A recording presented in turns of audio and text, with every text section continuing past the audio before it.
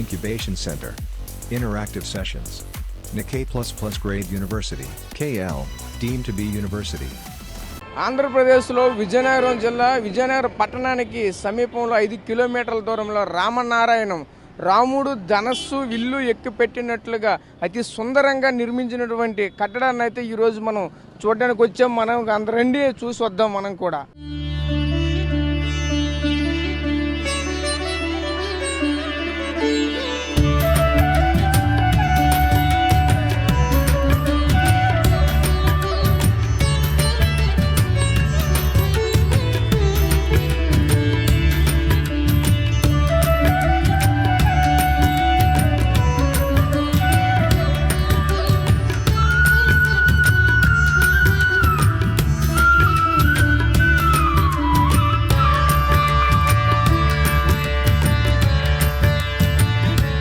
మేము అనకాపల్లి నుంచి వచ్చాము.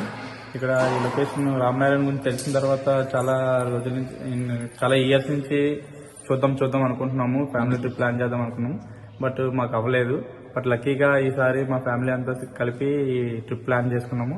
ఇక్కడ చూసిన కాడి నుంచి మా వాళ్ళందరూ చాలా హ్యాపీగా ఫీల్ అయ్యారు. అండ్ ఈ లొకేషన్ వచ్చేసి ఇది బాణం షేప్ లో ఉంది కదా, ఈ విల్ షేప్ లో, ఇది చూసి చాలా హ్యాపీగా ఫీల్ అయ్యారు. అండ్ ఇక్కడ పైకి వచ్చి చూస్తుంటే ఇక్కడ రాముడు విగ్రహాలన్నీ చాలా, అంటే రాముడు యొక్క జీవిత కాలం అంతా బాగా బొమ్మలతో చెక్కారు. అది బాగుంది, అది చాలా అట్రాక్టివ్ ఉంది. అలాగే ఇక్కడ లాజర్ షో ఒకటి ఈవినింగ్ వేస్తారు, అది కూడా చాలా బాగుంటుంది. ఆంజనేయ స్వామి పైన చాలా పెద్ద విగ్రహం. ఇక్కడ చూసిన తర్వాత మాకు ఏంటంటే చాలా పీస్ఫుల్గా ఉంది అట్మాస్ఫియర్. ఏ టైంలో వచ్చినా సరే చాలా రిలాక్స్గా ఉండొచ్చు. అండ్ ఇంకా ఇక్కడ చాలా ఆధ్యాత్మికంగా ఉంది. రాముడు మనందరికీ తెలుసు, రాముడు అంటే ఆయన ఒక గుణాలు చాలా బాగుంటాయి. ఏంటంటే ఆయన ఏకపతి వజ్ఞులు, ఇంకా ఆయన మాట అంటే మాట మీద నిలబడే మనిషి. ఈ గుణాలను బట్టి మనం ఇక్కడ చూసుకుంటుంటే రాముడి యొక్క గుణాలన్నీ మనం నేర్చుకోవాలి అనేసి కాన్సెప్ట్ తోని ఇది బాగా కట్టారు. చాలా బాగుంది. Thank you. ఓకే, గోశాల అవన్నీ చాలా బాగున్నాయి చూడడానికి.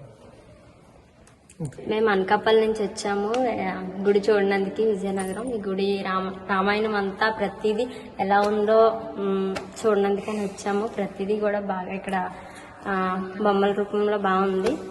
ఇంకా చాలా పీస్ఫుల్గా ఉంది, చాలా పెద్దదిగా ఉంది, బాగుంది, చాలా పీస్ఫుల్గా ఉంది.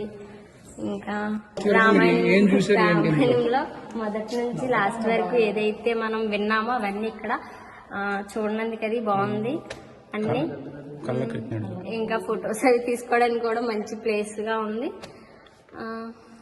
ఇది ఒక విజిట్ ప్లేస్ లా బాగుంది. ఇక్కడ అనకాపల్లి నుంచి వచ్చామని ఇక్కడ రామనారాయణ గుడి నుంచి చూడడానికి.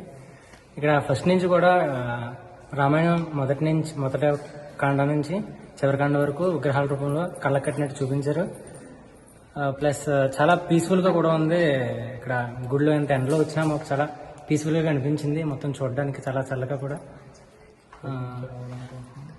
ఎప్పుడైనా మాకు మైండ్ ఏదైనా డిస్టర్బ్ గా ఉన్నా అయినా చూడడానికి పీస్ఫుల్, ఇక్కడికి వస్తే చాలా ఆహ్లాదకరంగా ఉంటుంది.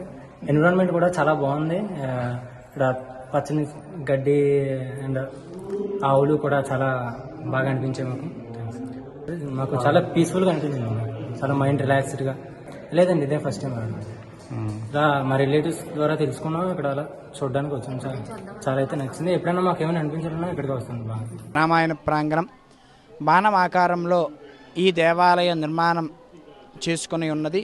ఈ దేవాలయం కట్టుట ఈ విధంగా నిర్మాణం చేయటం నేటి యువత, నేటి ఆధునిక కంప్యూటర్ కాలంలో పాశ్చాత్య విదేశాలకు సంబంధించిన పాశ్చాత్య సంస్కృతికి మన యొక్క నేటి యువతరం అందరూ కూడా ఆకర్షితులు అవుతున్న కారణం చేత మన యొక్క భారతదేశ ప్రాముఖ్యతను, అలాగే మన ఇతిహాసాలు, భారత భాగవత రామాయణాలపైన నేటి యువతకి ఒక మంచి ఉదాహరణలను నిర్వచనాన్ని, వాటి యొక్క పురాణ ఇతిహాస నిర్వచనాలని మన యువతకి అందరికీ తెలియజేయాలన్న ఒక సత్సంకల్పంతో ఈ దేవాలయం సంధించిన రామబాణాకృతిలో నిర్మాణం చేయడం జరిగినది. అంతేకాకుండా రాముడు ఏ విధంగా మానవ జన్మను తీసుకున్నాడు, మానవ జన్మ తీసుకున్న తర్వాత రామాయణ మహాకావ్యంలో ముఖ్యమైన సంఘటనలన్నీ కూడా ఇక్కడ చిత్రాల రూపంలో ప్రదర్శింపడం జరిగినది. నేటి యువతకి ఏంటంటే ఈ కాలంలో పిల్లలకి మనం ఏదైనా ఒక కథ చెప్పినట్లయితే దాన్ని 2 లేదా 3 రోజుల వరకు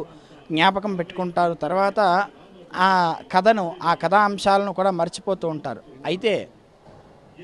అయితే ఈ చిత్రాల రూపంలో రామాయణంలోని ముఖ్యమైన సంఘటనలన్నింటినీ కూడా చిత్రాల రూపంలో ఇక్కడ ఉంచడం ద్వారా ఆ చిత్రాలను, ఆ సన్నివేశాలను ఆనుకుని ఈ సంఘటనలన్నీ కూడా వారికి వివరించి వారి యొక్క తల్లిదండ్రులు చెప్పడం చేత రామాయణాన్ని అతి సులభతరంగా ఈ పిల్లలందరూ కూడా అర్థం చేసుకోవడానికి ఎంతో ఉపయోగపడుతూ ఉన్నది. అంతేకాకుండా రాముడు మానవ జన్మ తీసుకొని ఒక మానవుడు ఎట్లా జీవించాలి, ఒక తండ్రి దగ్గర కొడుకు ఎట్లా ఉండాలి, తల్లితో కొడుకు ఎట్లా మసులుకోవాలి, ఒక భార్య దగ్గర భర్త ఏ విధంగా ఉండాలి, ఒక ప్రభువు ప్రజలను ఎట్లా పరిపాలించాలి, ఒక తండ్రి పిల్లలను ఏ విధంగా సాకాలి అనే ప్రతి ఒక్క అంశాన్ని కూడా ఆయన ప్రత్యక్ష ఉదాహరణ రూపంలో మనకి రామాయణం ద్వారా మనందరికీ కూడా అందించడం జరిగినది. ఈ కారణం చేత ఈ దేవాలయం ఈ విధముగా నిర్మాణం చేసుకుని ఉన్నది.